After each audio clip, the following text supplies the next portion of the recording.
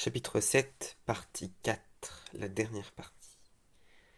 Fais d'abord quelque chose, le reste suivra. En 2008, après avoir tenu 6 semaines en tout et pour tout dans un boulot, j'ai tout plaqué pour démarrer une activité sur Internet. À l'époque, je ne prenais pas la peine mesure de ce que j'étais en train de fabriquer, mais je me disais que, quitte à être fauché et malheureux, autant que ce soit en bossant pour ma pomme. Mais, la vérité, ce qui m'intéressait vraiment, c'était les filles. Alors, ni une ni deux, j'ai décidé d'ouvrir un blog traitant des hauts et des bas de ma vie sentimentale. Le premier jour où je me suis réveillé dans la peau d'un type à son compte, c'était panique à bord. Je me suis retrouvé face à mon ordi portable à réaliser pour la première fois que j'étais entièrement responsable de toutes mes décisions et de leurs conséquences. C'était à moi de m'apprendre le web design, le marketing d'internet, l'optimisation des moteurs de recherche et autres sujets encore bien chinois pour moi à ce stade. Tout reposait sur mes épaules désormais. Alors j'ai fait ce que je ferais, ce que ferait n'importe quel mec de 24 ans qui vient de quitter son job et n'a aucune idée de par où commencer. J'ai téléchargé quelques jeux et fui la situation. Puis, voyant les semaines défiler et mon compte bancaire virer au rouge, je me suis dit qu'il me fallait absolument mettre au point une stratégie pour m'astreindre à bosser 12 à 14 heures par jour, le prix minimum à payer pour faire décoller une nouvelle entreprise. Et cette stratégie m'est venue d'un endroit inattendu. Quand j'étais au lycée, mon prof de maths, Monsieur Packwood, nous conseillait la chose suivante. Si vous séchez sur un problème, ne restez pas assis à y réfléchir. Mettez-vous à travailler dessus. Même si vous ne savez pas où vous allez, le seul fait de travailler dessus finira par faire surgir les bonnes idées. Au cours de ces premiers mois de galère quotidienne, à errer, terrifié de voir le résultat, ou plutôt leur absence, le tuyau de Monsieur Packwood, tournant dans ma tête comme un mantra, a commencé à faire son chemin. Ne reste pas assis là, fais quelque chose, les réponses vont suivre. Le mettre en application chaque jour entretenait ma motivation. Il m'a fallu près de 8 ans pour assimiler complètement les leçons. Mais pendant ces longs mois éreintants, faits de lancements de produits ratés, de courriers du cœur pathétique et de centaines de milliers de mots tapés, la plupart non lus, j'ai compris que l'action n'est pas seulement l'effet de la motivation, elle en est aussi la cause. Les gens ne se mettent pour la plupart en action que s'ils ressentent une certaine motivation, et ils ne ressentent de la motivation que s'il leur vient une inspiration émotionnelle suffisante. Ils partent ainsi du principe que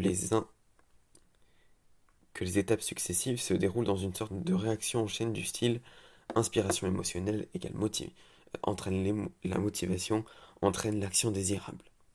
Avec un tel schéma, si tu souhaites accomplir quelque chose, mais que tu ne te sens pas motivé ni inspiré, c'est foutu d'avance, et il n'y a rien à faire pour en remédier. À moins qu'un épisode émotionnel majeur fasse office de levier pour te tirer de ton canapé. La motivation ne fonctionne pas uniquement comme une chaîne en 3 étapes, elle s'inscrit aussi dans un cycle sans fin. Inspiration entraîne motivation, entraîne action, entraîne inspiration, entraîne motivation, entraîne action, entraîne etc. Les actions engendrant de nouvelles réactions émotionnelles et inspirations qui elles-mêmes motivent de nouvelles actions, etc. Il s'agit donc de refaçonner son état d'esprit de la manière suivante. Action entraîne inspiration, entraîne motivation. Tu peux te lancer dans quelque chose et tu manques de motivation, fais quelque chose, n'importe quoi, vraiment, et exploite ta réaction à cette action peut te motiver. J'ai baptisé ça le principe du fais d'abord quelque chose, le reste suivra. Après me l'être appliqué à moi-même pour développer mon business, je l'ai recommandé à des lecteurs complètement paumés qui me posaient des questions du style comment je fais pour poser ma candidature à un job ou comment je fais pour dire à ce mec que j'ai envie de sortir avec lui. Durant les 2 ou 3 premières années d'activité freelance, je n'en fichais pas une rame.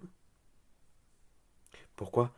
Parce qu'à potager et naviguer à vue, je stressais et finissais par procrastiner.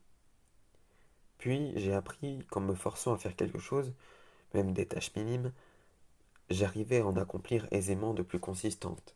Si par exemple je devais reprendre l'architecture d'un site web, je m'obligeais à m'asseoir et je me disais, bon là tout de suite, je vais juste commencer par travailler sur l'entête. Une fois l'entête achevée, je me surprenais à cogiter sur d'autres éléments du site, sans même m'en rendre compte. Je m'étais motivé et j'étais à présent à fond dans leur projet.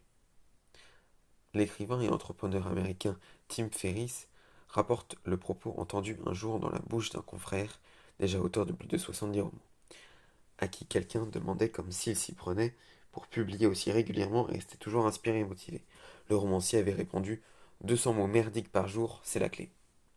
Il se contraignait à pondre ces 200 mots, et l'acte même d'écrire générait progressivement l'inspiration, et les pages de se noircir les unes après les autres. Si tu mets en œuvre ce principe du fais d'abord quelque chose, le reste suivra, te planter t'indiffère. Avec agir pour critère de réussite, n'importe quel résultat se perçoit comme un progrès. L'inspiration se fait récompense au lieu de n'être que la condition préalable. Tu ne redoutes plus de te vautrer, te voilà propulsé. Tu nages en pleine crise, tu te sens dans l'impasse et es tenté de tout envoyer promener. La réponse est la même, fais quelque chose. Pour être la plus infime action viable possible, ce quelque chose n'en constitue pas moins un tremplin vers autre chose. C'est souvent suffisant pour faire avancer le schmilblick. Il faut juste une petite action de départ, même à titre de test, pour lancer l'inspiration qui motive et alimente à son tour d'autres actions. Tu peux aussi devenir ta propre source d'inspiration. Il est toujours à ta portée d'agir. Mais à partir du moment où simplement faire quelque chose devient ton seul critère de réussite, alors même l'échec te pousse vers l'avant.